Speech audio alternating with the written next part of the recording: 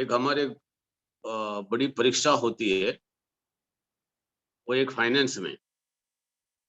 क्योंकि हमने सुना है पैसों के मामले में ये लॉकडाउन में बहुत से सेवक लोग तकलीफ में गए। ऑफ कोर्स हमारा हेल्थ में हो सकता है, हमारा परिवार में हो सकता है और हमारा पैसे के मामले में हम कठिन परिस्थिति में जा सकते हैं। तो जो मेरे जीवन में हुआ, मैं आपको बोलना चाहता हूँ कि जब मैं 92 में 29 साल के पहले, जो नौकरी छोड़ने के पहले 1991 में 30 साल के पहले प्रभु ने मुझे एक मार्गदर्शन दिया कि मैं बहुत तकलीफ में जा रहा था। मैं महिंद्रा में नौकरी कर रहा था इंस्पेक्टर का, क्वालिटी कंट्रोल में। और तब हमारे ऑलरेडी 2 बच्चे थे। तब जब फाइनेंस की तकलीफ में मैं जाने लगा, तो मैं परमेश्वर से बहुत प्रार्थना करने लगा और जिधर भी मैं सम्मेलन में जाता था, मुझे एक ही बात सुनना मिलती थी कि देने के बढ़ाना।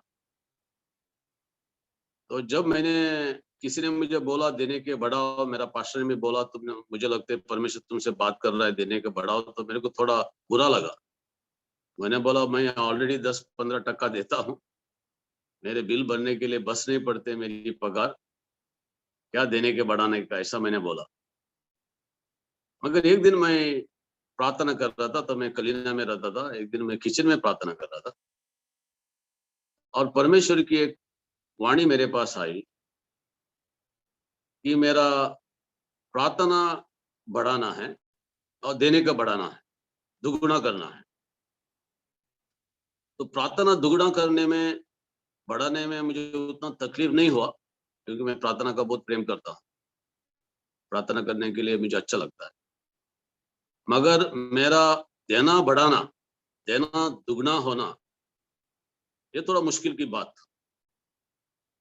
मैंने देना बढ़ाया, दुगना किया। अभी तब मैं जवान था, अभी 30 साल के पहले उतना तो मुझे मैच्योरिटी नहीं था सेवा में।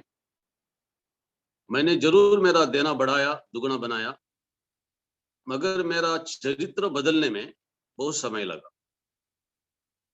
तो आज जो भी सेवक लोग हो, पास्टर लोग हो, आप पैसों की समस्या में गुजरते हो, मैं तो ये गए 30 साल में नौकरी छोड़ने के बाद पैसे के मामला में बहुत तकलीफ में गया, सेवा में और परिवार में। और मुझे लगता है मैंने उपास प्रार्थना ज्यादा पैसों के तकलीफ के लिए किया, बाकी चीजों को करने से ज्यादा। हमेशा कभी भी पैसे की कोई तकलीफ आती थी, कलीसिया में हो या परिवार में हो, मैं एक ही चीज को जानता था, उपास प्रार्थना करना। और उपास प्रार्थना में एक सबसे बड़ी प्रगटीकरण मुझे मिलने लगी कि मेरा चरित्र बदलना और मेरा देना बढ़ाना। और ये गए 29-30 साल में मैंने दुगुना बढ़ाने का समझौता बहुत बार किया, हो सकता है सैकड़ों बार किया। कभी बड़ा विश्वास लगता था, सब अच्छा लगता था। जब बहुत पैसे आते थे तो देने का मैं आराम से ज्यादा देता था। और जब पैसे की तकलीफ होती है, कभी कटी होती है, तो देने में समझौता करता था और मैं चिंतित होता था। किसी को भी मालूम पड़ता था, जब मेरा किसी में पैसा नहीं रहता, तो मेरा चेहरा देख के मालूम पड़ता था कि ये थोड़ा निराशा में है, ये थोड़ा चिंता में है, क्योंकि वो एक मेरी कमजोरी थी। तो ये गए 30 साल में कि परमेश्वर ने ये फुल टाइम सेवकाई में मुझे सिखाया कैसा हमें चिंता ना करना, कैसे हर परीक्षा में विश्राम में रहना, कैसे हमारा बोल को बदलना, हम परमेश्वर की वाचा बोलना, परमेश्वर का प्रतिज्ञा को बोलना, हमारा तकलीफ को नहीं बोलना। और हमारे गुण और स्वभाव में कैसा प्रभु यीशु के गुण में, स्वभाव में चलना, और कैसे देने में बढ़ाना। मैं एक वचन बोलता हूँ, वो वचन बहुत बहुत जरूरी वचन है। दूसरा कोरिन्थियों का जो 8 अध्याय में पौलुस लिखता है कि हमारे में कैसे हमने हमारे जीवन में बढ़ना है, एक्सेलेंट होना है। 8 अध्याय में ऐसा लिखा है, वचन 7 में, You do well and excel in every respect. तुम हर बातों में अच्छे बनोगे. In unstoppable faith, तुम्हारा विश्वास में. Powerful preaching, तुम्हारा प्रचार में. Revelation knowledge, तुम्हारी बुद्धि में. Your passionate devotion, तुम्हारे प्रभु के साथ संबंध में, संगति में, प्यार में, प्रार्थना में. And sharing your love we have shown to you, और तुम्हारे भाईचारे का प्रेम में, एक दूसरों के साथ प्रेम दिखाने में. So make sure that you also excel in a grace-filled generosity. तो ये बातों में भी तुम बढ़ो. इसका मतलब इधर कम से कम 7 चीज है जो बातों में हमने बढ़ना है. पहली बात, we have to excel in everything. हर बातों में हमने एक्सेलेंट होना है. हर बातों में हमें परिपक्वता के ओर, मैच्योरिटी के ओर बढ़ना है. हमारा विश्वास में हमने बढ़ना है. अनस्टॉपेबल फेथ, हमें एक्सेलेंट बनना है. We have anointing of grace to speak the word. हमारे ऊपर प्रभु का अभिषेक है, प्रभु का वचन देने में. अब ये इस बातों में बढ़ना बहुत जरूरी है. जब प्रभु का वचन को अभिषेक में हम बोलते हैं, ये प्रभु का अनुग्रह है. इतना ही नहीं, we have revelation knowledge, हमारे में प्रगटीकरण का बुद्धि है, उसमें हमने बढ़ना है. We have passionate devotion. अभी जब मैं फुल टाइम आने के पहला मेरा दिल में एक ख्याल था कि मैं 4 बजे उठूं, कम से कम 5 घंटा प्रार्थना करूं. ऐसा तरह मेरा दिल में था नौकरी छोड़ने के पहले. आज मैं नौकरी में बहुत व्यस्त होता था. सुबह जल्दी निकलता था. नौकरी करने के बाद मैं सुसमाचार सुनाने के लिए जाता था, घर की सभा लेने के लिए जाता था, विजिटिंग के लिए जाता था. घर में आता तो हमारे तीनों बच्चे सोए हुए रहते थे. और सुबह में आपको तो खाली हमें 2 बच्चे थे, या बाद में नौकरी छोड़ने के पहले हमारा 3 बच्चे थे. सुबह उठते समय वो सोए हैं, रात को आते समय वो सोए हैं. तो मुझे लगा, अरे मेरा नौकरी की वजह से, मेरा सेवा की वजह से मेरा परिवार को मैं प्रथम स्थान नहीं दे सकता हूँ, परिवार को संभाल नहीं सकता हूँ. तो मैंने सोचा अभी नौकरी छोड़ेगा, मैं बहुत प्रार्थना करेगा, सुबह सुबह उठ के प्रभु का प्यार करेगा. और मेरी जो फुल टाइम में आ गया तो मेरी ये प्रार्थना में उतना जल्दी उठ के प्रार्थना क्यों करना है. अभी तो खाली शाम को है सेवा करने के लिए, प्रचार करने के लिए. और घर में भी दिन को तो ज्यादा विजिटिंग के लिए करने के लिए ज्यादा किधर जा नहीं सकते थे, दिन को लोग काम करते हैं. तो मेरे में एक आलस्यपन आया. तो इसमें ये लिखा है, your passionate love for the Lord, हमारा पूरा दिल का प्यार प्रभु के लिए.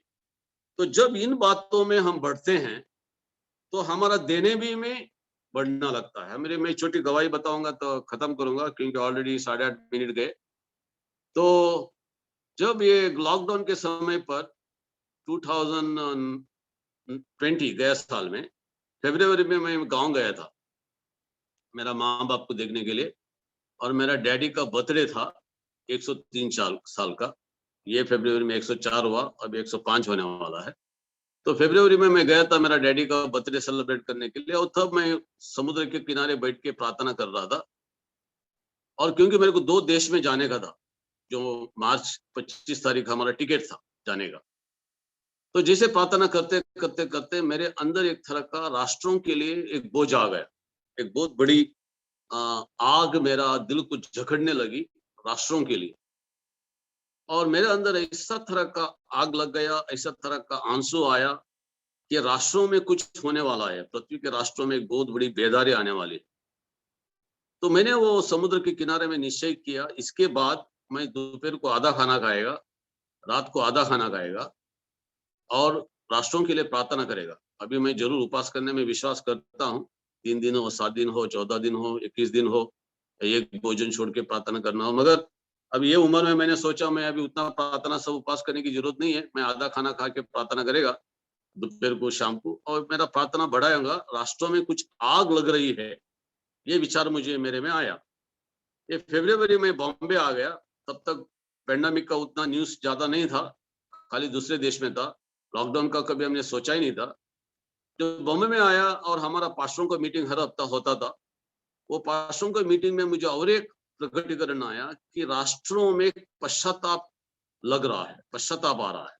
Repentance is gripping the Nations. पश्चाताप राष्ट्रों को कब्जा कर रहा है. तो मैंने बोला, अरे समुद्र के किनारे में मुझे ऐसा लगा कि आग गिर रहा है राष्ट्रों के ऊपर. राष्ट्रों में एक बड़ी बेदारी आ रही है. और अभी मुझे लगा कि पश्चाताप आ रहा है। और उसके 1 साल के पहले 2019 में जब हम कुछ सेवक लोग, पास्टर लोग और हमारी पत्नियां खंडाला में गए थे, लोनावाला खंडाला में 3 दिन का रिट्रीट के लिए। उधर मुझे एक भविष्यवाणी आई थी। वो भविष्यवाणी मेरे द्वारा आई, मगर मैं ही सोचने लगा ये भविष्यवाणी के बारे में, क्योंकि in a life time that we will see many nations and cities get transform. हमारा जीवन के समय में, हमारा लाइफ टाइम में हम बहुत राष्ट्रों को और शहरों को परिवर्तन होने वाला देखेंगे। मैंने जो भविष्यवाणी दिया हमारा पास्टरों को, उनका पत्नियों को, और मैं खुद सोचने लगा ये हो सकता है क्या हमारी लाइफ टाइम में बहुत से राष्ट्र हैं और बहुत शहरें परिवर्तन हो सकते हैं क्या। ये 2 साल की पहले की बात है, 2019 कुछ हम गए थे सितंबर में, ऐसा कुछ। अभी 2020 में जब मार्च होने आया, आपको मालूम है हमारा जाने का, 2 देश में जाने का वो कैंसिल हो गया। टिकट हमने कैंसिल किया, क्योंकि हमको मालूम पड़ा कि अभी लॉकडाउन शुरू होने वाला है, पेंडेमिक बढ़ने वाला है, हमको क्वारंटाइन करना पड़ेगा अगर हम जाएंगे तो हमने कैंसिल किया। और हमारा बीच में इतनी प्रार्थना शुरू होगी, कम से कम दिन को 4, 5, 6 बार हम लोग अलग-अलग लोगों से जुड़कर प्रार्थना करने लगे। और जैसे हमने कहा, हमारा आधा दोपहर को खाना, आधा रात का खाना, तो ज्यादा प्रार्थना भी हो गया, आधा उपवास भी हो गया। और प्रार्थना 4, 5, 6 बार अलग-अलग लोगों के साथ हम मिलते, सुबह 5 बजे, बाद में सुबह और 10 बजे, और दोपहर को 3 बजे, और रात को 10 बजे, उसके बीच में 6 बजे। तो ऐसे हमारी प्रार्थना होने लगी, होने लगी, होने लगी, होने लगी। और जैसे हम गए साल एंड में आ गए, अगस्त सितंबर में, जैसा लगता है कि अभी लॉकडाउन कम हो रहा है, ये तकलीफ कम हो रही है, मुझे लगा हमारी प्रार्थना कम नहीं होना है, हमारी प्रार्थना और भी परसिस्टेंट होना है, और हमारा प्रार्थना का इंटेंसिटी और भी बढ़ना है, जब तक कि पूरी पृथ्वी पवित्र आत्मा की कब्जा में नहीं आता है और प्रभु की महिमा ये पृथ्वी को नहीं पकड़ती है, और जब तक परमेश्वर का राज्य पृथ्वी पर आता नहीं है, तब ये मेरा देना का भी बढ़ने लगा। और मेरा देना दुगुना हो गया, द्विगुना हो गया। मैंने 5G का एक या 5G का नेटवर्क शुरू किया। God's glory, God's kingdom, God's church, God's provision, God's protection. और मैंने परमेश्वर के ऊपर विश्वास करना शुरू किया, मेरा पगार लेना भी बंद किया मैंने। और परमेश्वर ने हमारी जरूरत इतनी इतनी बड़ी रीति से बढ़ाई कि जब इतने पास्टर लोग तकलीफ में जाते थे, तो हम प्रभु का सेवा कर सके और बाकी सेवकों को मदद कर सके। और यही मुझे बोलना है कि आप पास्टर सेवक लोग होते हुए आपका प्रार्थना बढ़ाओ, आपके गुण स्वभाव बढ़ाओ, आपका देने के बढ़ाओ, परमेश्वर का राज्य की खोज करो, परमेश्वर हमारी हर जरूरतों को पूरा करेगा। God bless.